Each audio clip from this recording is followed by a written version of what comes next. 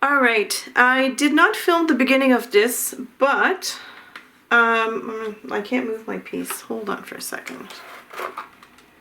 No, it looks like I can't move anything yet. Everything is kind of stuck to my craft sheet, but can you see this these concentric circles? This was done from the drippings of this piece right there, which I'm not ready to show you yet because it's not dry. I'm still experimenting with pouring medium and I am having a blast. I just have to tell you this. It is, oh my goodness, so much fun. Here's another dripping. And yes, it's very thick. There's a lot of paint and a lot of pouring medium in there, but look at that. Wow. I will definitely reuse these pieces. They're not lost, and that's why I'm dripping onto a mat. There's other bits here and there that you can't see, but it's just, oh, so much fun. But this is just fascinating to me. It's a drop from this line right there. Whoops, I just touched it. And underneath there's like a drip halfway down. It dried like that. But as long as it was dripping, it was coming down into that puddle and making these concentric circles. They're just, I could have watched this all day just watching the drop. It was just so much fun. Okay, so I don't know if you remember this tray that I showed at the beginning, but this is what it looks like now. I painted it teal, and the bottom I painted it white. Actually, this is just gesso. It's not really paint, just because it's going to get covered up with the pouring mediums mixes, so I don't really mind that. What I'm trying to do, not only do I want to create some kind of a pattern, but I have placed 3 little Dixie cups because I want to experiment to see how, like, I want to pour everything, and then once I've poured everything around the cups, I'm going to lift them, and I think that there's going to be a pattern created here. So that's my way of thinking. We'll see how it goes. If it doesn't work, you know, we'll let that be. So I'm going to start with white. Ooh, I'm excited. So I'm going to, I didn't mix a lot, but should be plenty. And I'm not even sure how this is going to spread, how far it's going to spread. I'm making circles for now.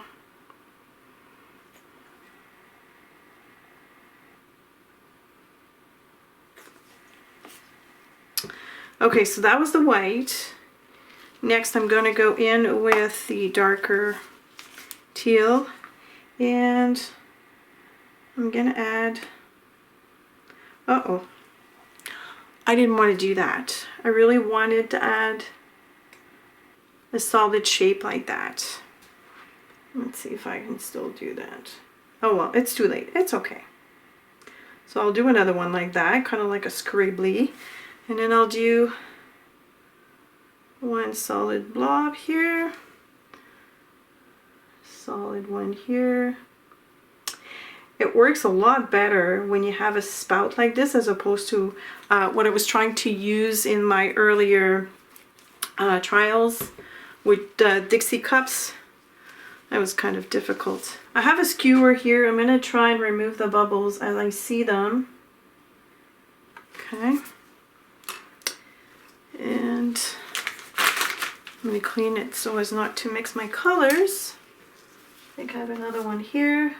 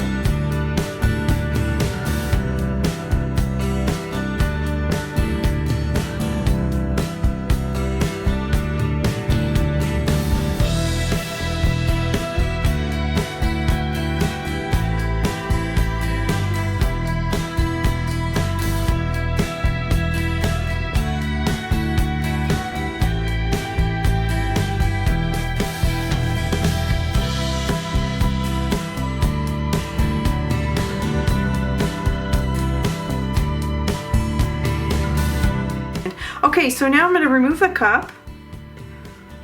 And I know that the liquid is going to continue moving in these holes.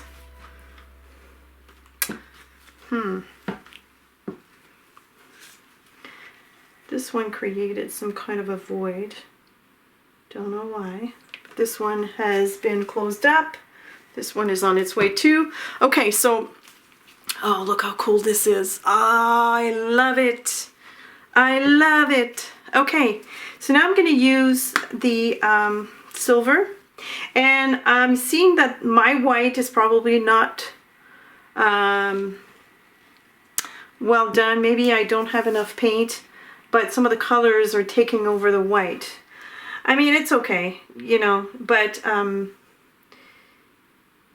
you really need to have a good proportion. See, this one is not mixed well. Let me shake that one. Now I'll probably have air bubbles. Yeah, this one got muddied. I think it was because I had some splatters going on. And there's going to be some unpredictability to that for sure. I know that for a fact. And I'm okay with that. Whoops! See, this one, it kind of went boop. That's my cheap bottle.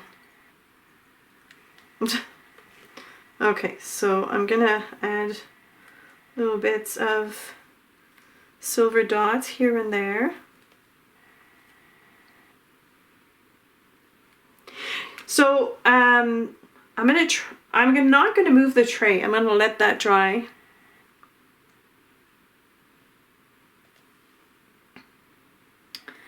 Because I want the colors to mix by themselves.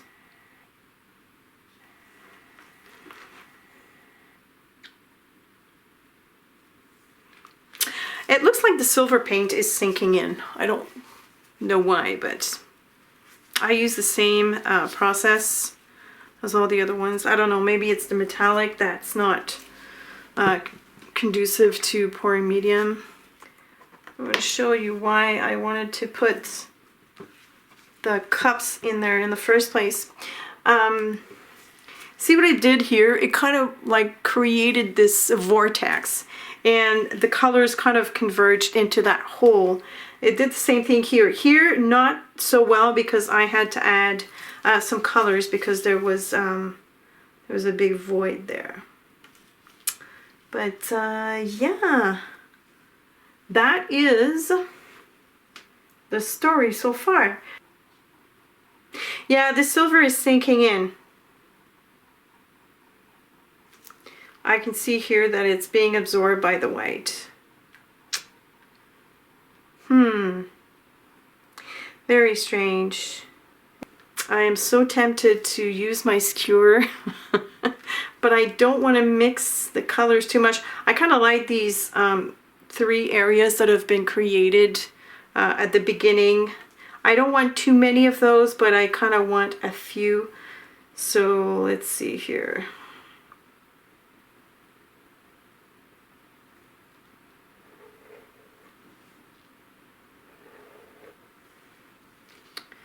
So maybe I can add a few elements like that.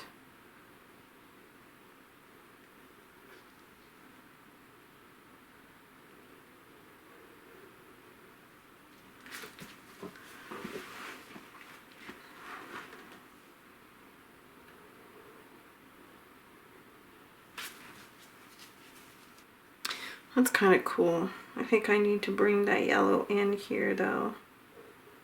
Oops.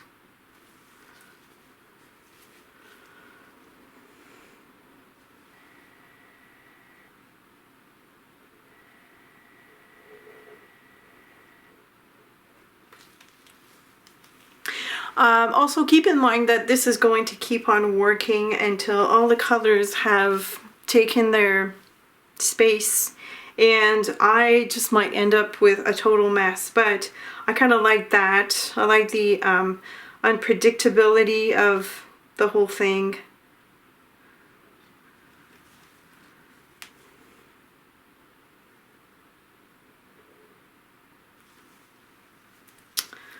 This is way too much fun not to play with, unfortunately. There's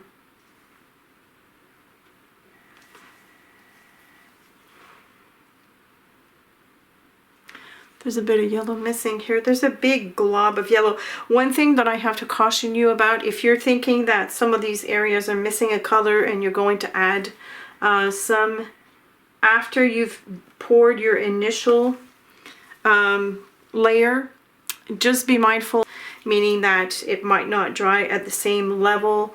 You might also disturb something that you don't really want to disturb. So, I mean, not to say that you can't do it, but it will definitely take a different form. And I really, really want a flat surface. Like, I want this almost mirror-like. So that's why, like, right now I'm removing some bubbles that I see. There will be air bubbles because I had to mix, I had to shake some of the bottles, but I can live with some. I just don't want to have any major one. Alright, so I wish you could see the mirror-like quality of this because it is pretty stunning. Let me just give you a close-up of some of the areas. I don't want to move the tray too much because I do not want to disturb the natural chorus of these colors. The beauty of this is that it's going to take a totally different look once it's dry. Let me see if I can zoom in without disturbing too much.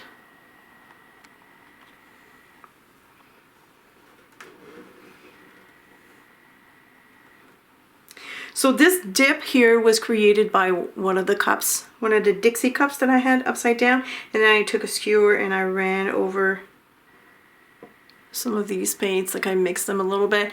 In this corner there's a bit of yellow missing, but it doesn't matter, I'm okay with that. Or some white maybe, but it's too late now to add some more colors. And I can see that my white was not mixed properly, as you can see here, because you can see some of the transparency of the medium showing through, like the white is being separated, and that's because it wasn't mixed properly or it was lacking paint. So it's, you know, it's an acquired science, I guess. Eventually I'll get it right.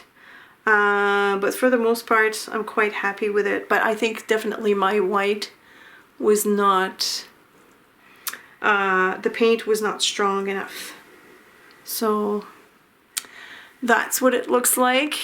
And I will show you the fully dried tray, I guess, in the morning. So I do apologize, this video was supposed to be up on Monday. It won't be. It'll be up on Tuesday. Okay, I'm not gonna lie, I'm a little bit disappointed. This is the next morning and I just touched an area. It's not dry, so it created kind of like a little mini Mount Fuji. So I'm not gonna touch it anymore. I am very disappointed with the white, sorry, the white mix. And I think it's because I did not put the same ratio of paint per pouring medium. I need to experiment more, but I also need to come up with a formula with different types of paints. I think now I know a little bit more about how much to put, and I'm really glad that I bought these bottles that have the measurements on the side, because it will help me with my further testings. This is attempt number 1. Unfortunately, I did my tray. Oops. I mean, it's still interesting. Let me just zoom in so that you can see why I'm so disappointed. So as you can see, the white and this color, the lighter turquoise, kind of became a little bit transparent. You can see that the yellow and the, actually this is the same color. I think the big culprit is the white. I think that's what the big culprit of all this is. I mean, it's still very interesting. The fact that it couldn't leak off to the side kind of created this weird variation here, but that's okay. I'm okay with that. I love this part here. This is my favorite part. And I like this, although I wish I had a white that was clearer than that, more opaque. But it's still very interesting. I'm happy I did the tray. Although I need to repaint the sides because on camera it shows as being okay, but in real life it's a little bit more blue than the rest of this, so I'm gonna need to repaint that eventually. Okay, I'm gonna show you another part because this is quite interesting. Do you see this? This looks like veins going through the white. I mean, it's interesting. It's not what I wanted it to do, but it's not necessarily wrong. This is abstract, so it doesn't really matter, but it's not what I had envisioned. What I was looking for is a strong white like this here, right here. That's what I was looking for. So all in all though, I'm quite happy with the fact that I actually did it. That I was brave enough to tackle a big project like this. What I was going more for was a blend like this. See, the white here is quite opaque, so I don't know what happened. I don't know if I should have shaken the bottles just before pouring or let them sit for a little bit, because whenever you shake a bottle, you create bubbles. So, I don't know. To be continued. This is test number 1. I just happened to make a tray, but don't go and do that. I was fooled by my own experiment. But I'll do some more testings and I'll try to write down, you know, I'll be more precise as to how much paint I put in the bottles and how much medium. I kind of went like, you know, without a plan really. So, but anyways, it's kind of interesting. I like the tray anyway.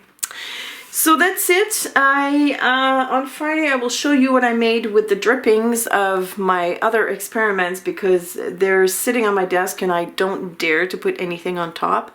So it's kind of annoying. So I've already started prepping a canvas and I'm going to do a collage with the skin / drippings. Some of them are dots, so it's quite interesting. I'm going to do that on Friday, and I thank you so much for watching. If you have any questions or comments, feel free to leave them below. If you like this video, please give it a big thumbs up and subscribe if you haven't already done so. And I will see you later. Bye.